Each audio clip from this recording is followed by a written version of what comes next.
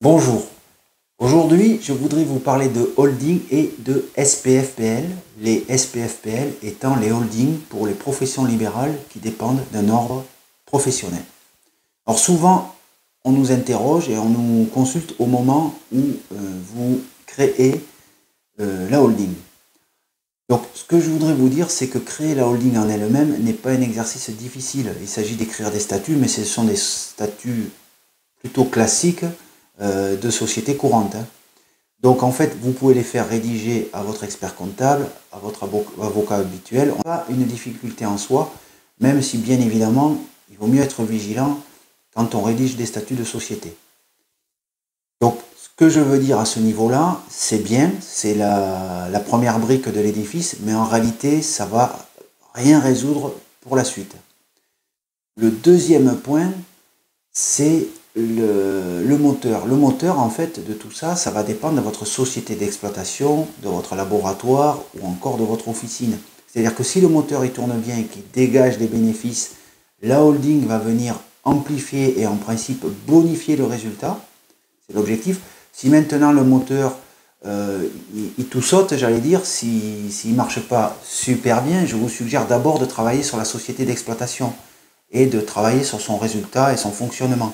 Parce que là, vous allez générer des frais supplémentaires, vous allez avoir des tracas supplémentaires parce que ça fera un bilan de plus et tout un tas de questions à vous poser de manière récurrente. Mais dans les faits, vous allez, j'ai envie de dire, amplifier les pertes puisque vous générez des frais supplémentaires. Donc, le deuxième point, c'est le moteur. Le troisième, c'est qu'il faut être conscient qu'une holding s'articule autour de trois briques. Donc, le juridique, c'est les statuts, on en a parlé.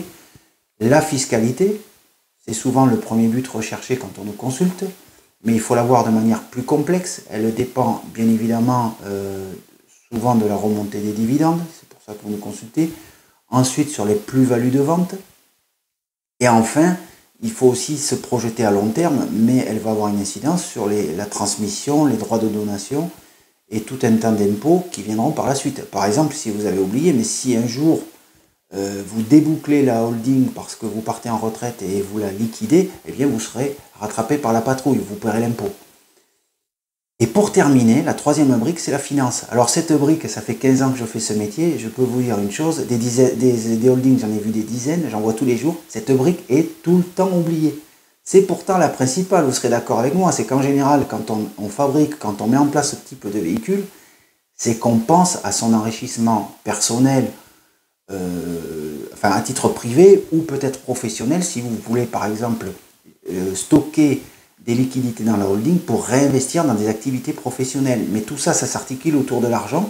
Et cette brique qui n'a jamais été vue, elle a été souvent vue sous l'angle fiscal, mais en réalité, il faut se projeter à long terme et comment vous allez générer de la croissance financière, soit pour vous, soit pour vos entreprises. Mais au final, c'est pour vous. Et ce que je voudrais vous dire, par exemple, si vous placez 100 000 euros à 1%, eh bien, dans 25 ans, ça va générer 128 000 euros. Vous aurez gagné 28 000 euros qui seront complètement effacés en fait par l'inflation. Si maintenant ces 100 000, vous les placez à 10% par an sur 25 ans, ça va générer 1,1 million. Vous voyez, ça change complètement la donne. Alors vous allez me dire 10% c'est beaucoup, en fait pas vraiment. Je vais vous dire que vous les fabriquez tous les jours ces 10%. Il suffit de regarder le résultat de vos entreprises par rapport aux capitaux propres que vous avez déposés. Vous verrez que ce résultat, année après année, est bien supérieur à 10%. Et bien évidemment, après, on peut aller sur des marchés financiers ou sur d'autres types d'investissements, si vous voulez vous diversifier, mais vous verrez que ce résultat, il est assez courant, voilà, puisque vous déjà, vous le faites tous les jours. Et donc, il faut bien intégrer cette troisième brique financière. Enfin, pour terminer, au niveau de la constitution, il faut penser au pilotage dans le temps de la holding ou au copilotage. Et là, il faut vous faire accompagner par un cabinet qui saura à la fois avoir une vision sur le juridique, sur la fiscalité et bien sûr sur la finance à long terme, sur l'effet de levier financier.